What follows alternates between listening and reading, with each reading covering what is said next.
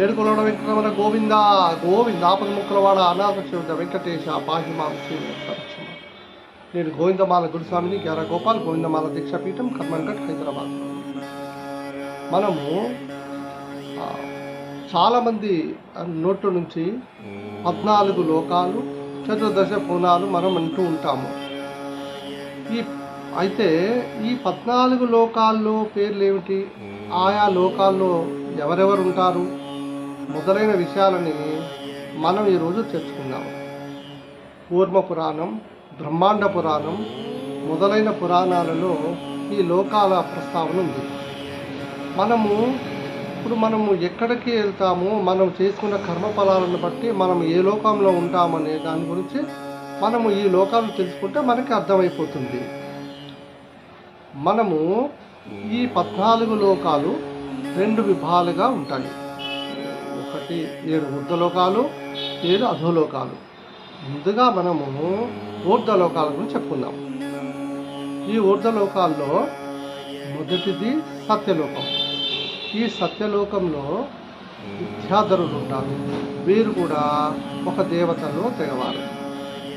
సత్యలోకంలో ప్రధానమైన నగరం పురాణపురం. రెండవది తపోలోకం. ఇక్కడ సాధ్యులు ఉంటారు. వీళ్ళు కూడా దేవతాగణమే ఒక టైప్. వాళ్ళ తల్లి పేరు సాధ్య, అందుకే వీళ్ళ పేరు సాధ్యులు అని పేరు వచ్చింది.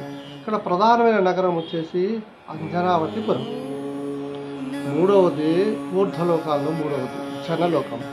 ఇక్కడ సనక సనానంద మహర్షులు ఉంటారు. సనకానందులు అంటే సామాన్యులు కాదు, వైకుంఠ ద్వారపాలకులైన జయ విజయులను శపించింది వీళ్ళే.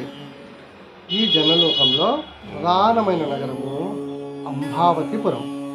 ఇంకా తర్వాత లోకం మహర్లోకం. ఇక్కడ సిద్ధులు నివసిస్తూ ఉంటారు. వీళ్ళు అష్టసిద్ధులు కైవశం చేసుకున్నటువంటి వారు.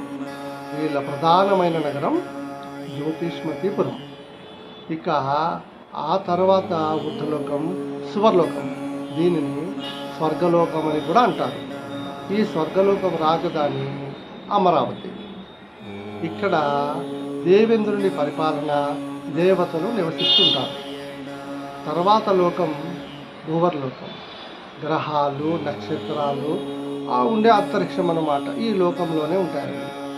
అలానే దేవశిల్పైన విశ్వకర్మ కూడా ఈ లోకంలోనే నివసిస్తుంటారు. భూవర్లోకాలు ప్రధాన నగరం బ్రహ్మంతరపురం.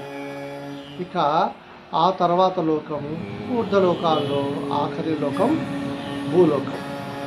భూలోకంలో 7 సముద్రాలు, 7 ద్వీపాలు ఉన్నాయి. ఈ 7 ద్వీపాల్లో మధ్యలో ఉంది జంబూద్వీపం. ఈ జంబూద్వీపం నవఖండాలుగా 9 భాగాలుగా విభజించబడింది. నవఖండాల్లో దక్షిణ వైపు ఉన్నటువంటి భాగమే భరతఖండం. ఇప్పుడు అధోలోకాల గురించి చెప్పుకుందాం. అధోలోకాలలో మొదటి లోకం అతలం. ఈ అతలంలో సూర్యుని లోకం కింద ఉంటుంది. ఇక్కడ తెల్లని ఛాయలు కలిగి ఉంటుంది. ఇక్కడ పిశాచ జనాలు నివసం ఉంటాయి ఇక్కడ. ఇక ఆ తర్వాత అధోలోకం వితలం. ఈ వితలంలో 2 ప్రధానమైన నగరాలు ఉన్నాయి. ఉత్తర వైపు ఉన్నది అలకాపురి. కుబేరుడు నివసిస్తుంటాడు. యక్షుల్లో విధుల్ని కాపలు కాసే వాళ్ళని యక్షులు అంటారు. ఈ వితలంలో ఉన్న మరో నగరం యోగినీపురం. ఇక్కడ రాక్షసులు ఉంటారు. దానవ శిల్పి అయిన మయుడు ఇక్కడ పరిపాలకుడు. ఇక ఆ తర్వాత లోకం సుతలం. ఈ సుతలం కూడా 2 భాగాలుగా విభజించారు. ఒక భాగంలో యమలోకం ఉంటుంది. ఈ యమలోకంలో ఉన్న వాళ్ళందరూ యమధర్మరాజు ఇక్కడే నివాసం ఉంటారు. వైతరిణి నది కూడా ఇక్కడే ఉంది. ఈ సుతలంలో మరో భాగంలో బలిచక్రవర్తి నగరం ఉంటుంది. ఈ బలిచక్రవర్తి భవనానికి సాక్షాత్తు శ్రీమహానారాయణుడే కాపలా కాస్తూ ఉంటాడు. ఇక ఆ తర్వాత లోకం రసాతలం. ఈ రసాతలానికి అధిపతి పృథ్వీచి అంటే నైరుతి దిక్కుకి అధిపతి అన్నమాట. ఇక్కడ రాక్షసులు భూతగణాలతో కలిసి నివసిస్తుంటారు. ఇక్కడ ప్రధానమైన నగరం పుణ్యపురం. ఇక తర్వాత లోకం సనాతనం, దీని రాజధాని కనిష్కాపురం. ఇక్కడ బేతాళుడు యక్షులుగాను అసురులతోనూ భూతగణాలతోనూ కలిసి నివసిస్తుంటారు.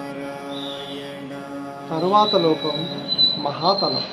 ఇక్కడ పితృదేవతలు నివాసం ఉంటుంటారు. ఈ పితృదేవతల్లో మరణ 2 రకాలు. పెళ్ళిళ్ళకి ఉపనయనాలకి మనం పూజించే పితృదేవతలు వాళ్ళు శోభన దేవతలు అంటారు. అలాగే శ్వేతకర్మలప్పుడు తద్దినాలు మొదలైన సమయాల్లో మనం పూజించే దేవతల్ని శ్రాద్ధ దేవతలు అంటారు. మరణించిన మన వారికి పెట్టే పిండాలు ఈ పితృదేవతల ద్వారానే వారికి చేరుతాయి. ఇక ఆ తర్వాతది ఆఖరిది అయిన అధోలోకం పాతాళం. ఈ పాతాళంలో నాగరాజైన వాసుకి అనేక సర్పజాతులతో కలిసి నివసిస్తుంటాడు. నాగులతో పాటు ప్రేతగణాలు, శరీరం లేని జీవులు కూడా ఈ పాతాళంలోనే ఉంటాయి. ఇవి 14 లోకాలు. దీన్ని బట్టి ఈ 14 లోకాల ముందు బ్రహ్మలోకం, వైకుంఠం, మహాకైలాసం కూడా ఉన్నాయి. ఇవి కాక అవాంతర లోకాలని అనేక లోకాలు కూడా ఉన్నాయి. అయితే ఈ లోకాలన్నింటిపైన శ్రీనగరం అనే ఒక లోకం ఉంది. ఆ లోకంలో ఆది పరాశక్తి ఉండి ఈ బ్రహ్మాండాన్నింటిని నడిపిస్తూ ఉంటుంది. ఇప్పుడు మనం చేసిన కర్మని బట్టి, మనం చేసిన పుణ్యాన్ని బట్టి మనం ఏ లోకంలో నివసిస్తామనేది ఆ పుణ్యాన్ని బట్టి ఆ లోకంలో నివసిస్తాం. ఇప్పుడు తపోజనం అయితే తపో లోకంలో ఉంటాం. ఇప్పుడు మనం గమనిస్తే యక్ష, కిన్నెర, కింపురుష రకరకాలుగా చెప్పుకుంటుంటాం కదా. వీళ్ళు కూడా వాళ్ళు చేసిన పుణ్యఫలంతోనే వాళ్ళు అలా ఉంటారు. కాబట్టి ఎప్పుడు పుణ్యం చేస్తూ ధర్మంగా ఉంటే మనకు కూడా ఏదో ఒక లోకం అంటే యాక్చువల్గా మనం ఉన్న భూలోకము కర్మ భూమి అంటారు దీన్ని. అంటే కర్మలని ఆచరించడానికి ఇక్కడికి వచ్చి కర్మని ఆచరిస్తామన్నమాట. కాబట్టి అందరూ కూడా గోవిందమాల వేసుకొని శ్రీమన్నారాయణని ఆశ్రయించి స్వామివారి కృపా కటాక్షాలు పొంది ఈ లోకాలలో నివసించడానికి అర్హత సంపాదించుకోవాలని మనస్ఫూర్తిగా కోరుకుంటాను. జై శ్రీమన్నారాయణ.